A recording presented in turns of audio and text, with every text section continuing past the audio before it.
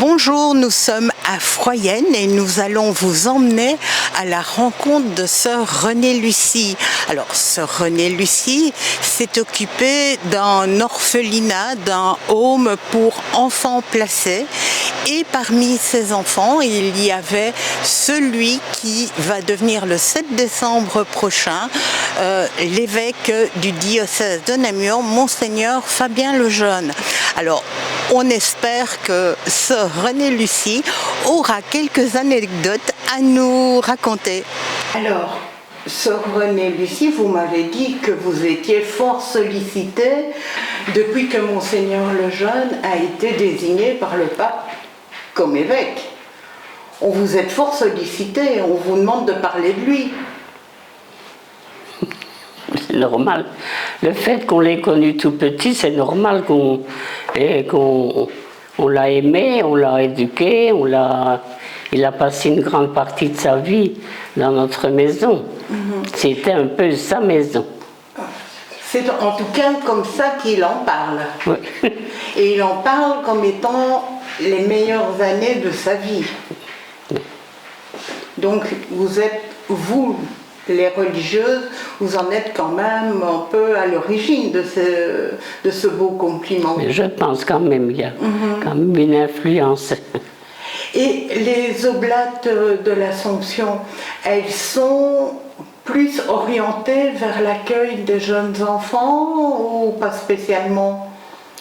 Disons que la congrégation a été fondée par le père d'Alzon, qui est le même fondateur que les pères de l'Assomption, donc les Augustins de l'Assomption. Nous avons été au départ pour les missions d'Orient. Les sœurs sont parties en Bulgarie, Roumanie, etc. Mais c'était toujours pour l'accueil des pauvres. Que ce soit des enfants dans les cliniques, au fond la congrégation était assez ouverte à tout ce qui était le social. Il n'y avait pas une limitation d'école ou tout ce qui était œuvre pauvre. Donc les jeunes, les écoles, les hôpitaux, les dispensaires. Et vous, vous avez toujours été ici à Froyenne et vous vous êtes occupé des enfants qui étaient placés, qui étaient séparés de leur famille, c'est ça? Oui, disons que la communauté de Froyenne a évolué selon le temps, selon l'histoire et la situation. Nous étions au départ un pensionnat de Français. En 40, les sœurs sont parties, sont reparties, la maison a été fortement abîmée. Et dès le début, en 42-43, nous accueillions à ce moment-là des enfants qui avaient besoin de nourriture et de changement d'air. Après, nous avons eu des enfants français, on a travaillé avec les services d'allocation familiale, Roubaix, Tourcoing, etc. Il y a eu des centaines d'enfants qui sont passés chez nous. Et en 1942, on a ouvert la pouponnière. Et là, nous avions 57 petits de quelques jours à 3 ans. C'est ça. Et donc, si la situation ne s'était pas arrangée pour eux, ils sortaient de la pouponnière pour aller dans une autre aile du bâtiment et toujours être accueillis. Disons, le bâtiment, c'était en face, ici en face, dans le grand bâtiment. Du pensionnat, c'est passé à un home à partir de 3 ans. Et Monseigneur Lejeune, quand il est arrivé, il faisait partie des tout-petits. Des tout-petits. Il a été à la pouponnière jusqu'à l'âge de 3 ans. Et à 3 ans, il est passé au home, dont j'étais responsable. D'accord. Donc j'étais responsable 33 ans, oui, à partir de 3 ans. Et on sent qu'il est très attaché à vous et que vous êtes encore attaché à bien lui. sûr.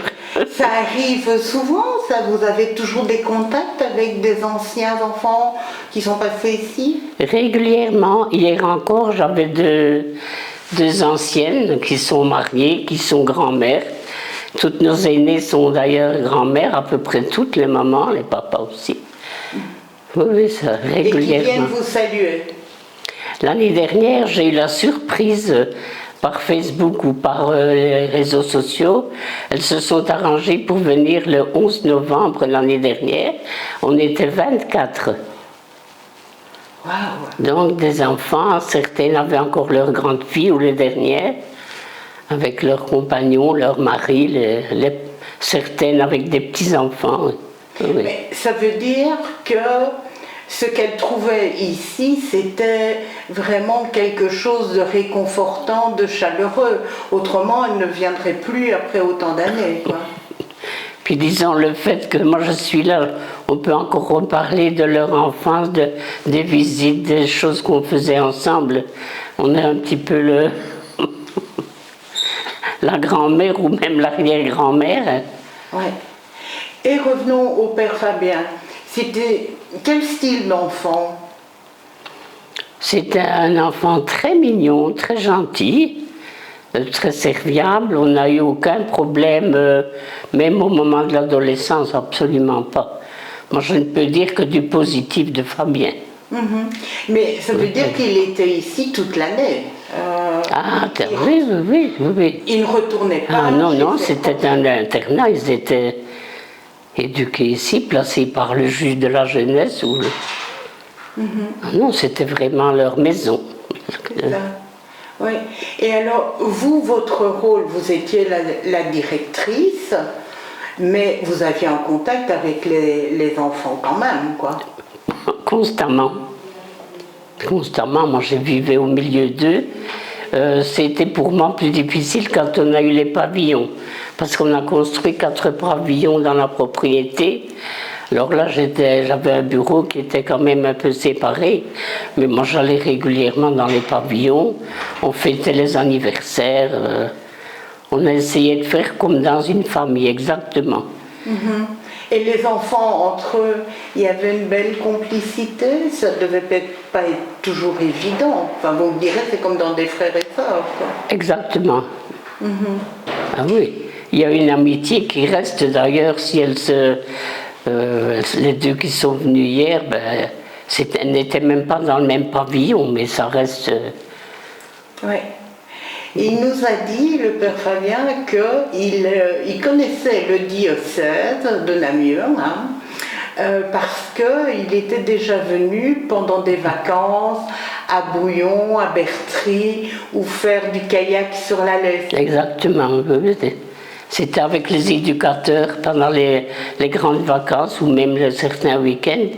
L'éducateur partait avec les aînés parce qu'on n'a jamais séparé les frères ni les sœurs. Donc si on avait une famille de 4 ou 5, ils ont grandi ensemble. Il n'y avait pas de séparation, absolument pas. Non. Et votre rôle, à vous, c'était d'écouter les petites et les grandes peines, de les conseiller, de les entourer, c'était... Mon bureau était toujours ouvert. Donc ils arrivaient à tout moment pour un tas de choses. Puis disons que je contrôlais quand même les bulletins, les écoles. Il fallait, à un moment donné, on en avait dans 23 écoles différentes. Donc j'allais aux réunions de parents, aux réunions même au niveau de la justice.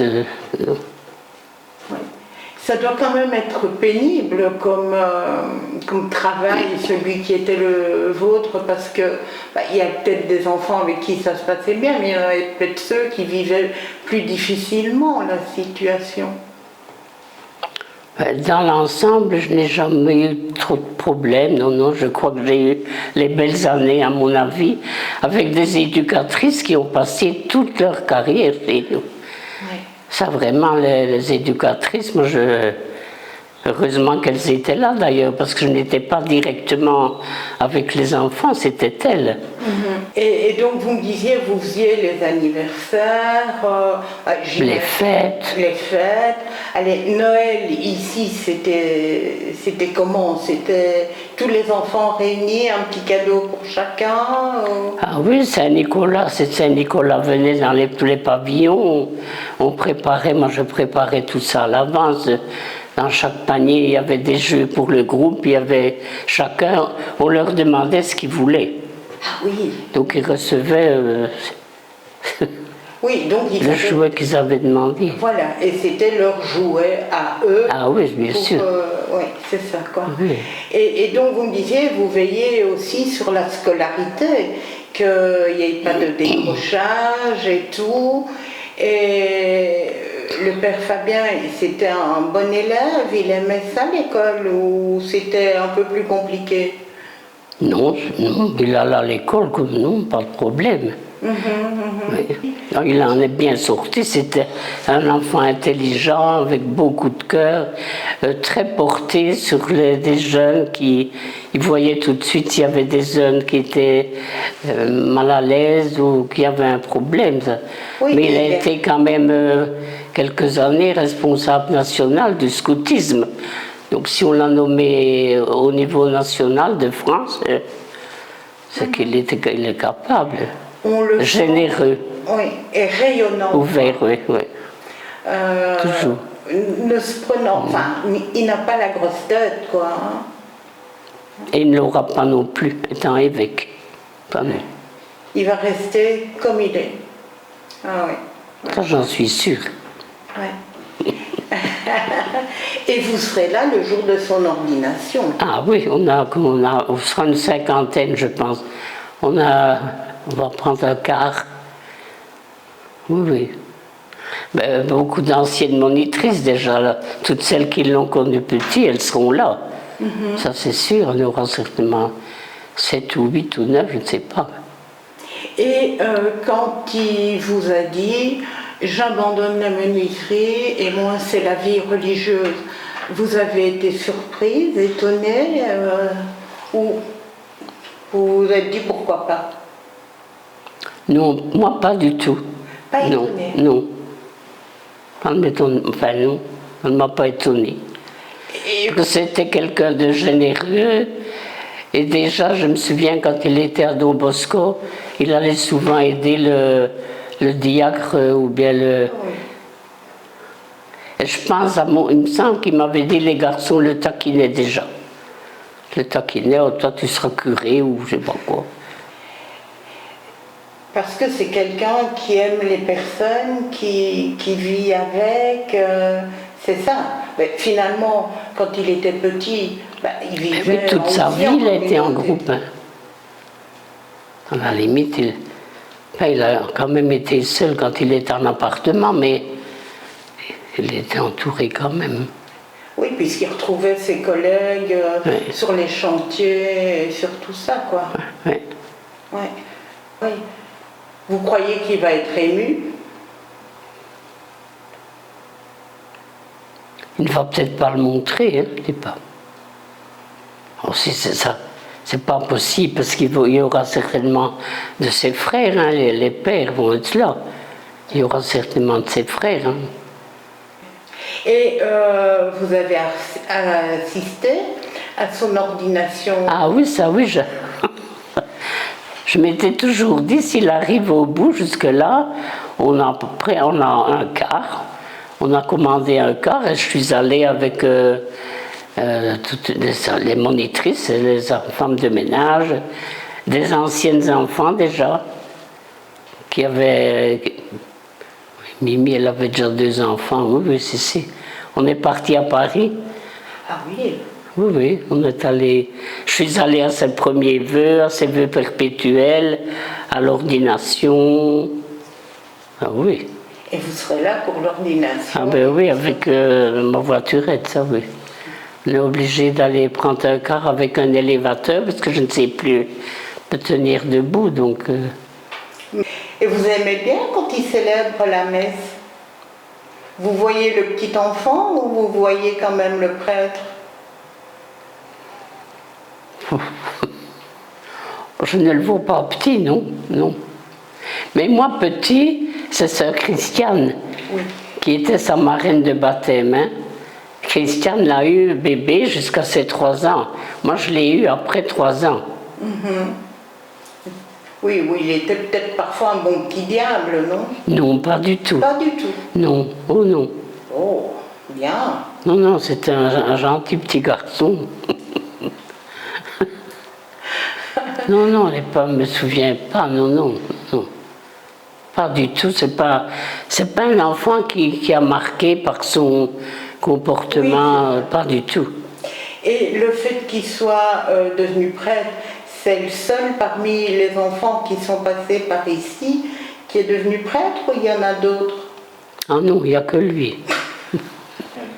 Et vous l'avez vu grandir dans sa vie de foi, j'imagine. Parce que c'est beau tout son parcours, comment il est devenu prêtre, puis évêque, c'est assez étonnant.